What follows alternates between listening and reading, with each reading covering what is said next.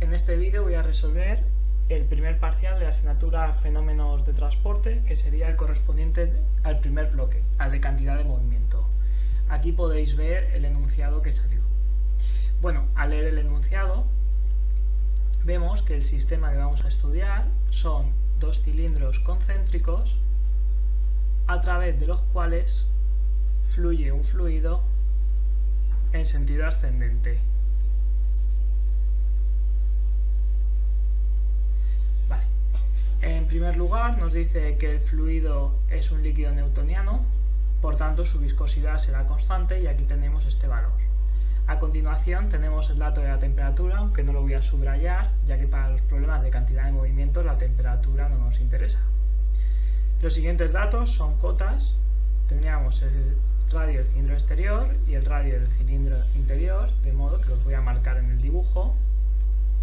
El cilindro interior tendría 0,048 metros y lo voy a denominar KR. Y el cilindro exterior lo voy a denominar R y tendría una distancia de 0,6 metros. Si seguimos leyendo, nos dice que la altura del cilindro es de 1 metro. Vale, hemos comentado que el fluido fluye en sentido ascendente por el hueco que dejan los dos cilindros concéntricos.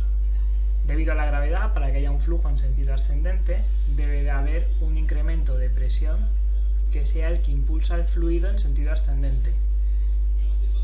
Este incremento de presión es de 15 pascales por metro y a continuación nos dan algunas condiciones de contorno. Nos dice en este caso que el cilindro interior se mueve con una velocidad descendente de 5 centímetros por segundo y del cilindro exterior no nos dice nada, por lo cual suponemos que está estático, es decir, su velocidad igual a 0. A continuación es el momento de elegir el sistema de coordenadas. Debido a la geometría que podemos observar en este problema, resulta obvio que hay que usar un sistema de coordenadas cilíndrico. Para ello voy a situar el origen de coordenadas en el centro de la tubería, lo que se correspondería con radio 0. Voy a poner la componente vertical en sentido ascendente, aunque también se podría colocar en sentido descendente. Yo la coloco en sentido ascendente para que tenga el mismo sentido que el flujo y de esta forma simplificar las matemáticas. Perpendicular a esta se encuentra la otra componente, que sería la componente radial. Una vez que tengo el sistema totalmente identificado, vamos a leer qué nos pide el enunciado. El primer apartado nos pide la ecuación en derivadas parciales simplificadas del balance de cantidad de movimiento. A partir de esa ecuación nos pide el perfil de velocidad, el perfil de esfuerzos viscosos, que representemos ambos perfiles y después que calculemos el caudal volumétrico y la fuerza de arrastre que ejerce el fluido, muy importante, sobre el cilindro externo, ya que la fuerza de arrastre va a ser un valor escalar y hay que calcularla sobre un área.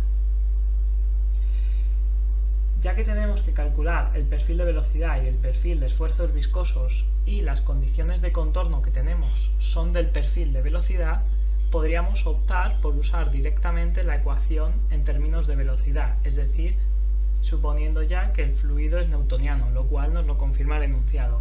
No obstante, para resolver este problema yo voy a poner la ecuación del balance de cantidad de movimiento en términos del esfuerzo tau. Poner la ecuación de esta forma nos va a simplificar las tareas, ya que yo tendré una función de tau y a continuación integraré esa función para obtener la velocidad. De la otra forma, una vez que obtendría la velocidad, tendría que derivar. Entonces me parece que de esta forma es más sencillo y mucho más intuitivo. Para poder simplificar este balance hay que estudiar cada una de las variables. En primer lugar vamos a estudiar la velocidad. La velocidad, el vector velocidad, tiene tres componentes: la componente vertical, Vz, la componente radial, Vr, y la componente angular, Vz. En este caso, nos dicen que el fluido circula hacia arriba, no circula de forma angular ni hay ningún movimiento de forma radial. Por lo tanto, estas dos las podríamos considerar despreciables. Si estudiamos la variación de vz, tendríamos las diferenciales de vz respecto a cada una de las coordenadas y respecto al tiempo. En este caso no la vamos a incluir respecto al tiempo, ya que el enunciado nos dice que estamos trabajando en régimen estacionario. Entonces la derivada de vz con respecto al tiempo será 0. Vale, sabemos que vz no puede variar con z porque el fluido fluye de forma continua, si no se abrirían huecos, de modo que esta diferencial es 0. Vz sí que varía con el radio, ya que hay que recordar la non-slip condition, donde el fluido va a tener la velocidad de la pared con la cual está en contacto, por tanto sí va a haber una variación. Y por último, no se observa variación con respecto a θ, porque la situación es independiente del ángulo en el que observemos. Aquí es el momento de aplicar las condiciones de contorno. El enunciado nos decía que para el radio igual a kr, lo que sería el cilindro interior, tenemos una velocidad de menos 0,05 metros por segundo. Este menos de aquí es muy importante porque de acuerdo con el criterio de signos que he usado, debe de ser negativo, ya que he situado mi componente vertical en sentido ascendente. Después, en el radio exterior, que sería r igual a r mayúscula, la velocidad es igual a 0, ya que esta pared permanecía estática. Que haya que la diferencial de la velocidad con respecto al radio sea distinta de 0, quiere decir que se va a producir un esfuerzo. Ese esfuerzo será un esfuerzo en sentido r que viene dado por la dirección z, por un movimiento en la dirección z. El siguiente parámetro que hay que estudiar es la gravedad. La gravedad es un vector que de nuevo tiene componente gz, gr y gθ. Como el enunciado no nos dice nada, suponemos que el cilindro es vertical. Por tanto, el único componente que puede haber es gz, ya que gr y gθ forman un plano que es perpendicular a la vertical. Por tanto, sus componentes se anulan. Eso quiere decir que la gravedad en gθ será igual a menos el módulo del vector gravedad, por lo cual la gravedad gz será menos 9,81 metros por segundo al cuadrado. Y por último hay que estudiar cómo varía la presión. De nuevo, la presión podría variar con cada una de las componentes y con el tiempo. Como estamos trabajando en régimen estacionario, la diferencial de la presión con respecto al tiempo es 0, por tanto no la voy a incluir. En este caso tendríamos la diferencia de presión con respecto a z, sabemos que es distinta de 0 ya que hay un gradiente de presión que impulsa el fluido. Y respecto a r y θ, de nuevo forman un plano que es perpendicular a la vertical, y como no hay movimiento en r ni en z, estas dos diferenciales son despreciables. Si tenemos en cuenta todas estas consideraciones, podremos ver que muchos de los términos desaparecen. Este estaría fuera, fuera, fuera, fuera, fuera, fuera, fuera, fuera, fuera, fuera y fuera. Fuera, fuera, fuera, fuera, fuera, fuera, fuera, fuera, este tampoco y este tampoco. Y por último, esta es la ecuación que nos interesa. Ahora veremos que aquí no se anulan los términos, ya que esta es la dirección escrita en z, que es por donde coincide el flujo. Entonces, hemos dicho que esta no, porque estamos en sentido estacionario, no hay VR, no hay VZ, y la diferencial de VZ con respecto a Z es 0. Esta diferencial es distinta de 0, esta diferencial es distinta de 0, esta es 0 y esta es 0. Por tanto, la expresión que nos queda con la que vamos a trabajar es 0 es igual A menos la diferencial de la presión con respecto de Z, menos 1 partido el radio de la diferencial con respecto al radio de el radio por tau Rz más el componente de la gravedad. Una vez que tengo el balance de cantidad de movimiento simplificado, voy a calcular el perfil de esfuerzos. En primer lugar, me doy cuenta de que este lado de la ecuación depende de z y el otro lado de la ecuación es función de r. De modo que para que se cumpla esta igualdad, la única posibilidad es que ambos lados sean constantes y que el valor de estas constantes sean iguales. De modo que voy a resolver cada una de las constantes por separado. En primer lugar voy a calcular el lado que depende de z, es decir, calculo el valor de la constante 1. Como solo depende de z, ya voy a copiar las derivadas como derivadas totales. Hago separación de variables, tendría C1 por diferencial de z igual a diferencial de p. Para quitar los diferenciales simplemente integro entre la altura 1 y la altura 2, que son alturas arbitrarias dentro de la tubería, a las cuales les corresponderá una presión 1 y una presión 2. Resolviendo esta integral, me queda que C1 por Z2 menos Z1 es igual a P2 menos P1. Despejando de aquí el valor de la constante, se obtendría un valor de la constante de P2 menos P1 dividido Z2 menos Z1. Ahora voy a resolver la constante 2, la C2. Yo sé que C2 es igual a C1, por tanto puedo escribir la expresión que acabo de calcular y por la ecuación del balance de cantidad de movimiento simplificado sé que esto es igual al otro lado de la ecuación, la cual voy a escribir haciendo algunos cambios. En primer lugar, yo aquí tengo la gravedad como la coordenada z. Yo esto, a partir de las simplificaciones que he hecho al principio, ya lo puedo escribir como menos ρ por la gravedad, el signo negativo es debido al convenio de signos que he explicado antes, y la derivada respecto al radio ya la voy a escribir total, ya que este término solo depende del radio.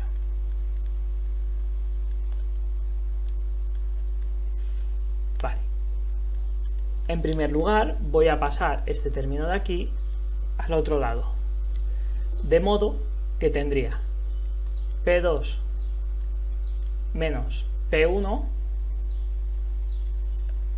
más ρ g por Z2 menos Z1, sacando mínimo común múltiplo para poder sumar dentro de la fracción de Z2 menos Z1.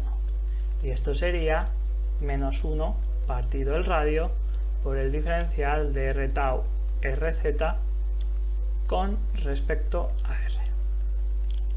Vale. El motivo de despejarlo de esta forma es para poder aprovechar el concepto de presión efectiva. A modo de recordatorio, voy a calcular la presión efectiva en una tubería como la de este problema, es decir, una tubería por la que circula un fluido en sentido ascendente. Si yo quiero calcular la diferencia de presión efectiva entre dos puntos, por ejemplo, un punto 1 y un punto 2 que se encuentra situado por encima de este, lo primero que tengo que hacer es calcular la presión efectiva de cada punto.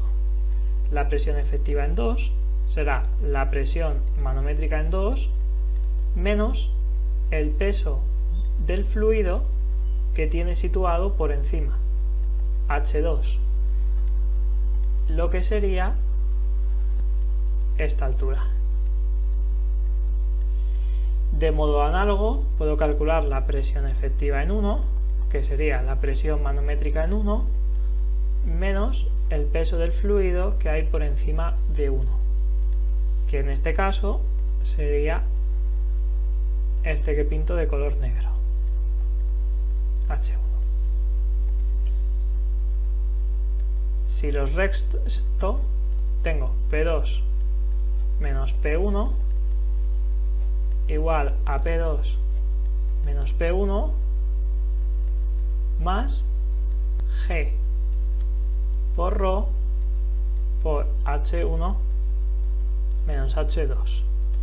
Si el punto 1 está situado a una altura Z1 y el punto 2 está situado a una altura Z2, geométricamente se puede ver que la diferencia de H1 menos H2 es la misma que la de Z2 menos Z1. Por tanto, este paréntesis de aquí yo lo podría escribir como acabo de poner aquí. Y esta diferencia sería igual al incremento de presión efectiva, que coincide con el numerador de la fracción. El dato del problema es menos el incremento de presión efectiva partido la longitud. Si yo paso este menos aquí, ya tendría el dato del problema tal cual se puede observar. De modo que yo lo podría reescribir de la siguiente forma, como menos incremento de presión efectiva partido longitud, lo cual, insisto, todo ello junto con el signo menos incluido, es un dato del problema, y esto sería igual a 1 partido r por el diferencial de r tau rz respecto de r. Para la expresión que acabo de obtener, simplemente hago separación de variables e integro para quitar los diferenciales. De modo que en un término tendría menos el incremento de presión efectiva, que recuerdo es un dato del problema, el menos incremento de presión efectiva partido L, por R, que pasa multiplicando, diferencial de R, que pasa multiplicando también, igual al diferencial de R tau RZ. Como he comentado, integro en ambos lados. Este término de aquí queda fuera de la integral, ya que es constante. Vale. Integrando obtendría que menos el incremento de presión efectiva partido 2L de R al cuadrado es igual a R por tau RZ más una constante que voy a llamar C3 para que no se repita con las anteriores. Puedo simplificar las R's, puedo quitar una R de aquí, una R de aquí, y entonces me aparecería una R aquí al dividir. Si yo reordeno esta expresión, obtendría que el perfil de esfuerzos es tau RZ por menos el incremento de presión efectivo partido 2L por R más la constante partido R. Cabe destacar que si yo la constante C3 la pasara al otro lado, quedaría menos C3, pero como al fin y al cabo es una constante, da igual que no cambie el signo, ya que cuando ponga las condiciones de contorno, C3 aparecerá con el signo que le toque. Para esta expresión de aquí, yo puedo sacar el perfil de velocidades. Si igualo la ecuación del esfuerzo con la ley de la viscosidad de Newton. De modo que tau RZ me quedaría por un lado el perfil de esfuerzos que acabo de obtener, 2L por R más C3 partido R, y tendría la ley de la viscosidad de Newton, como he comentado, que sería menos mu, la viscosidad, por la derivada de la velocidad en z con respecto a r. Vale, aquí hay que tener cuidado con los signos. Si paso este menos al otro lado, este de aquí se haría positivo, este se haría negativo, y aquí este me quedaría con signo más. Paso el diferencial de R al otro lado e integro, de modo que tendría el incremento de presión efectiva partido 2pi de R menos C3 partido R diferencial de R, y esto sería igual a mu diferencial de Vz. Si integro en ambos lados, aquí y aquí, obtendría el perfil de velocidades. Dejo fuera de la integral el valor de la viscosidad, ya que la viscosidad es constante. Bueno, realizando la integral, tendría que Vz es igual a la integral del otro término partido de mu, que sería el incremento de la presión efectiva. Aquí me aparece un 4L mu y el radio al cuadrado menos C3 partido la viscosidad por el logaritmo neperiano del radio, y no hay que olvidar la constante de integración C4, ya que esta integral es indefinida.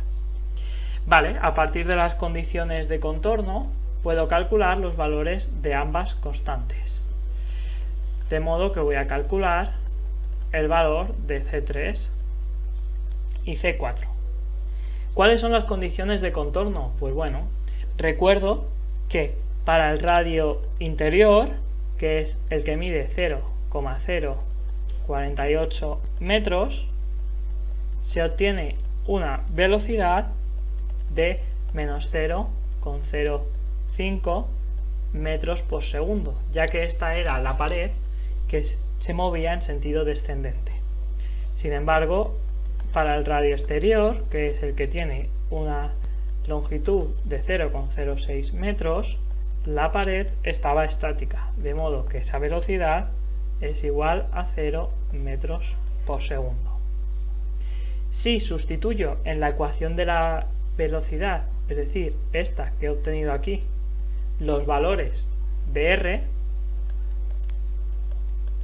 obtendría los siguientes valores: 1,728 para este primer término,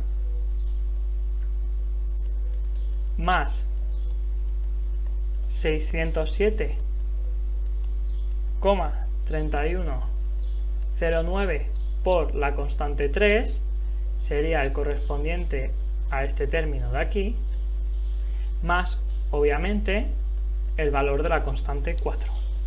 Si hago lo mismo pero sustituyendo en el punto de abajo, tendría que el primer término me da menos 2,7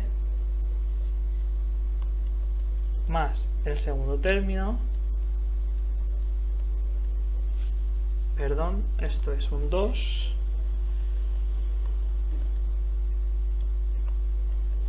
aunque yo aquí lo esté haciendo a mano y haya cogido 4 decimales para realizar el ejemplo, este cálculo debería hacerse con Excel o con MATLAB o con algún programa que me guarde un mayor número de decimales, a fin de no perder precisión y que me coincidan las condiciones de contorno con la ecuación del perfil que obtenga.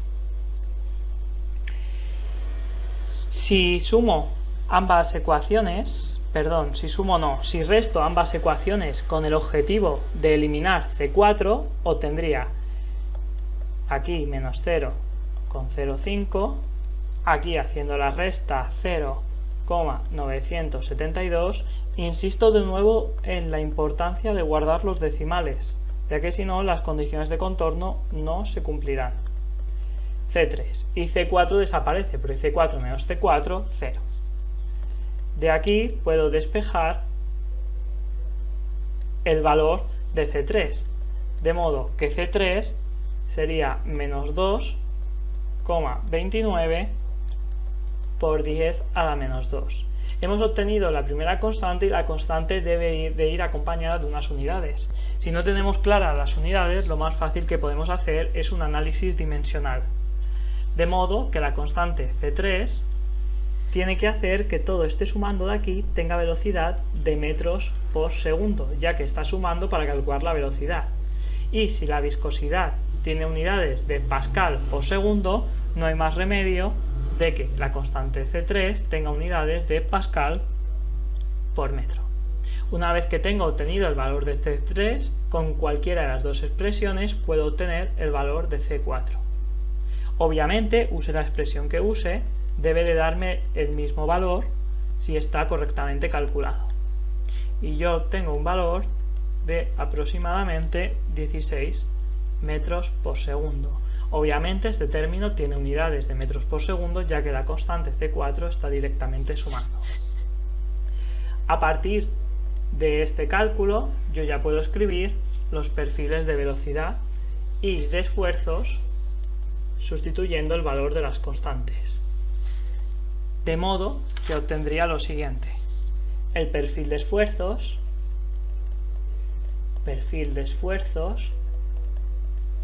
quedaría como tau Rz igual a menos el incremento de presión efectiva partido 2L por el radio menos 2,29 por 10 a la menos 2, que era el valor de C3, dividido del radio. Es importante decir que las unidades de este perfil obviamente son pascales, ya que mide los esfuerzos. Para el perfil de velocidades,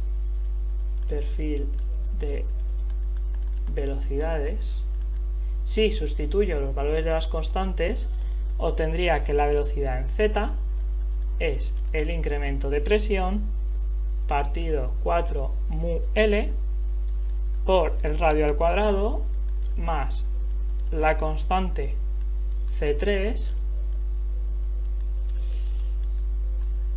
dividida la viscosidad por el logaritmo neperiano del radio más la constante C4, cuyo valor acabamos de calcular, y obviamente las unidades de este perfil, que es una velocidad, serán metros partido segundo.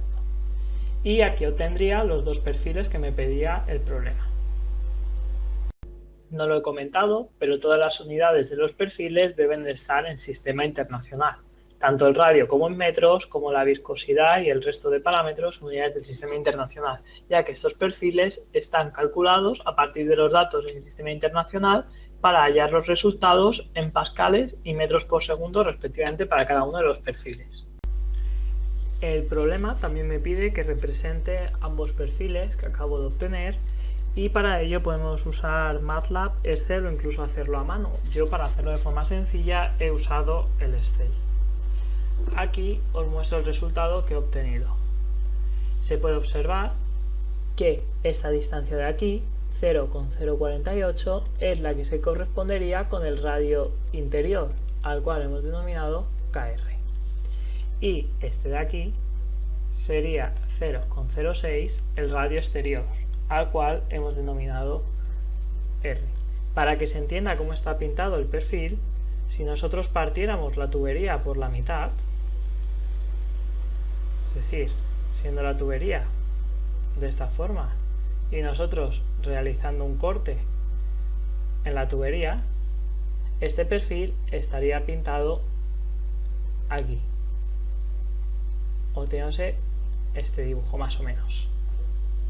Entonces podemos comprobar que los perfiles son correctos, ya que se cumplen las condiciones de contorno. Para el radio interior, la velocidad sería de 0,05 negativo, ya que va hacia abajo según nuestro convenio de signos, y de 0 para el radio exterior, ya que este permanecía estático. También se observa que justo en el punto donde se corta con el eje de las abscisas el perfil de esfuerzos es el punto donde la velocidad es máxima.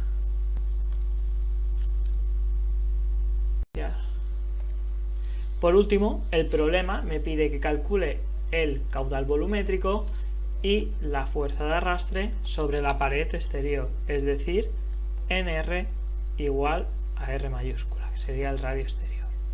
En primer lugar, sabemos que el caudal volumétrico se puede calcular como la integral de campo de la velocidad por el diferencial de la superficie transversal a ese flujo.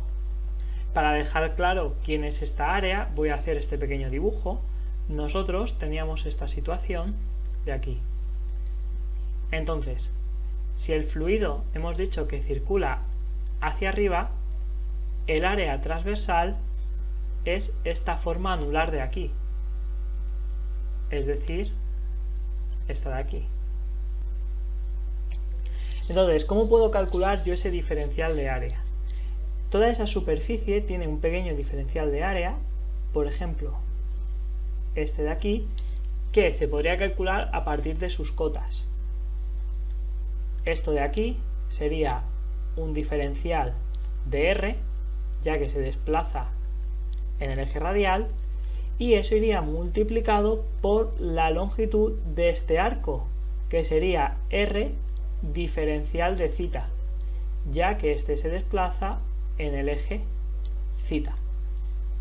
Por tanto, yo puedo convertir esta integral de campo en una integral doble, integrando por un lado respecto a θ y integrando respecto a R. De modo, bueno, lo que integro es la velocidad, que no lo he comentado, que al fin y al cabo es el integrando que tenía en la primera integral. R lo tendré que calcular desde el radio interior hasta el radio exterior, es decir, desde KR con un valor de 0,048 metros hasta el radio exterior, que tiene un valor de 0,06 metros. Y θ tendré que dar la vuelta completa a la circunferencia. Para ello la haré desde 0 hasta 2pi, que se corresponde con 360 grados. Si yo resuelvo esta integral doble, que se puede resolver ya sea mediante MATLAB con una integral doble, resolviendo primero la integral de dentro y luego la integral de fuera. Para esto puedo usar Wolfram Alpha, Excel con el método de trapecios, los comandos de MATLAB para resolver cada una de las integrales, o incluso puedo resolverla a mano, aunque puede que resulte un poquito tedioso, obtendría el valor. Yo en mi caso lo que he hecho es, he resuelto la integral de dentro con un método como Wolfram Alpha, lo único que el que yo he usado se llama Integral Calculator. Entonces la integral de dentro me da un valor de 8,402 por 10 a la menos 6. Insisto, aquí he mantenido 4 decimales, no obstante habría que mantener todos los decimales para obtener un resultado más preciso. Y si yo esto de aquí lo integrara de nuevo respecto al ángulo θ, como este valor saldría constante, me quedaría θ evaluada entre 0 y 2pi, me quedaría aquí un 2pi. De modo que el resultado que obtendría sería de 5,28 por 10 a la menos 5 metros cúbicos partido segundo. Para calcular la fuerza de arrastre también la puedo definir como una integral de campo. Esta sería la integral de campo de el esfuerzo evaluado en la pared en la que quiero calcular el área. Es decir, en este caso quería la fuerza de arrastre calculada en la pared exterior, por tanto el radio sería igual a R mayúscula, que era 0,06 por diferencial de área. En este caso este diferencial de área es distinto, ya que este diferencial de área es el que hace referencia a la pared exterior. Si yo desarrollara de forma plana el cilindro, tendría que un cilindro se puede expresar de esta forma. Y yo quiero calcular la fuerza de arrastre sobre esta pared de aquí. De modo que si yo quiero calcular un diferencial de área sobre la superficie del cilindro extendido, tendré que seleccionar una área de esta forma. Como se puede ver, este diferencial de área tendrá una altura en el eje Z, que vendrá dado por diferencial de Z, y una longitud en el eje θ. Esta longitud de aquí es la longitud correspondiente a un arco de circunferencia. Entonces se puede expresar como R por diferencial de θ. Teniendo claro cuál es el diferencial del área, yo puedo transformar la integral de campo sobre esta área en dos integrales dobles. Una integral, primero, respecto al diferencial de z, que iría desde 0 a la longitud del cilindro, y un segundo integral con respecto a θ, que iría desde 0 a 2π, para generar el arco de la circunferencia entero. Y a continuación escribo el integrando, que sería el esfuerzo valorado en el radio exterior, es decir, en 0,06 metros. De un modo análogo a la ecuación, a la integral anterior, resuelvo obteniendo el valor de 2,58 por 10 a la menos 2 newtons. Y con esto doy por concluido la resolución del primer parcial de la asignatura Fenómenos de transporte correspondiente al bloque de cantidad de movimiento.